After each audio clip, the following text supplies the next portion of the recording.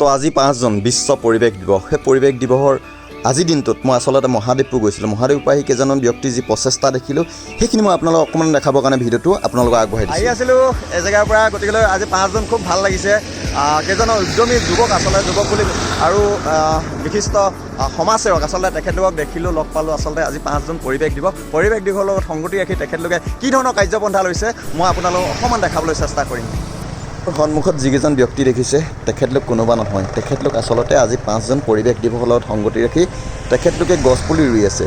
তেখেতলোক এনাজৰী NGOৰ পৰা তেখেতলোকে প্ৰত্যেক বছৰে 5 জুন দিনটোত এনেদৰে ৰাস্তাৰ কিনাৰত নতুবা ক'ৰবাত গছপুলি ৰুৱে। গতিকে আজিৰ দিনটো তেখেতলোকে এই 5 জুন দিনটোত তেখেতলোকে পুলি ৰুই আছে আৰু তেখেতলোকৰ লগত কথা পাতিম মই কেনেদৰেনো কি সকলোখিনি আপোনালোকক বিৱৰি কৰি আছোঁ। আৰু ভাল লগা এটা কথা, পৰিৱেশ দিৱস কিছু মানুহে আজি এই গছপুলি বা গছ ধ্বংস কৰাৰ সময়তে কিছু ব্যক্তিয়ে এনেদৰে যি নতুন প্ৰচেষ্টা হাতত লৈছে, নৈতিক প্ৰচেষ্টা হাতত লৈছে, তেখেতলোকলৈ মই পোনপ্ৰথমে ধন্যবাদ জনাইছোঁ। তেখেতলোকৰ লগত কথা পাতোচোন বলক। কেতিয়াবা লৈছে এইটো প্ৰচেষ্টা? খুব সুন্দৰ এটা প্ৰচেষ্টা 5 জনৰ। 6 বছৰ মানে 7 বছৰ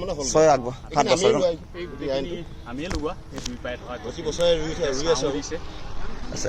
ৰাতিপুৱাৰ পৰা লাগি আছে নেকি কাৰ্যসূচীটো? ৰাতিপুৱাৰ পৰা আমি লাগি আছোঁ, প্ৰায় 4-5টা মান হ'ল।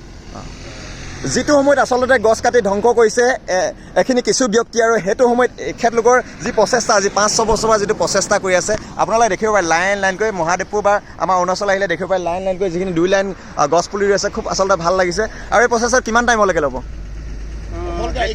লৈ থাকিম। আজি মানে বেলখন গৈছোঁ লগালোঁ, আকৌ পলাশো লগালোঁ, মানে আমি ইয়াত যাতে অলপ ধুনীয়া দেখে আৰু কিবা ৰাধা কৃষ্ণচূড়া। কিমান পুলি ৰুলে আজি যথেষ্ট ৰোৱা হ'ল, অকল ইয়াতে নহয়। আৰু এনেই এইখিনিতো আমাৰ চাহ দিব পৰা হৈ গ'ল। খুব ভাল লাগিছে বিষয়টো দেখি। তো এফালে আমাৰ গাঁওবুঢ়া আছে, সোণজান গাঁৱৰ, কি ক'ব এই বিষয়ত?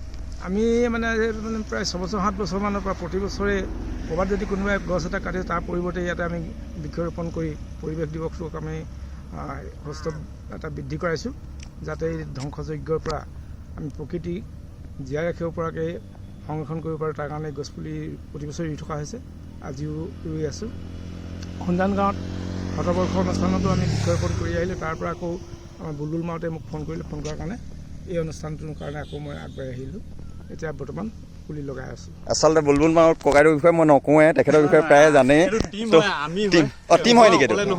টিম আছে, এনাৰ্জি টিম আছে। এইফালে হেমন্ত কাই আছে, এনাৰ্জিৰ ফালৰ পৰা কৰি থাকিব পাৰে। এনেকৈ যিবিলাক মানে আমাৰ পৰিৱেশৰ কাৰণে য'ত আমাৰ এটা লাজুমত ৰুবলগীয়া হৈ আছে, তাত মানে ৰাস্তাটো মানে এনেকুৱা হৈছে নহয়, এটা টিম ধৰণে গঠন কৰি আছে।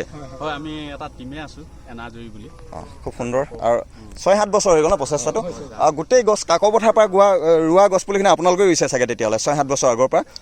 আমি বিশেষকৈ লাজুমত ৰোৱা হয়, তাতো আছে। মানে এতিয়ালৈকে আমি বিশেষ সংৰক্ষণ কৰিব পৰা নাই। আমাৰ এই সোণজান পথাৰখনত এতিয়া যিকোনো ৰাইজে দেখিছে, অহা যোৱা কৰা ৰাইজে, এইখিনি কিন্তু আমি যথেষ্ট মানে আমাৰ দত্ত ছাৰো আমাৰ লগত জড়িত হয়। খুব সুন্দৰ প্ৰচেষ্টা, ধন্যবাদ জনাইছোঁ তেখেতলোকক এই মুহূৰ্তত।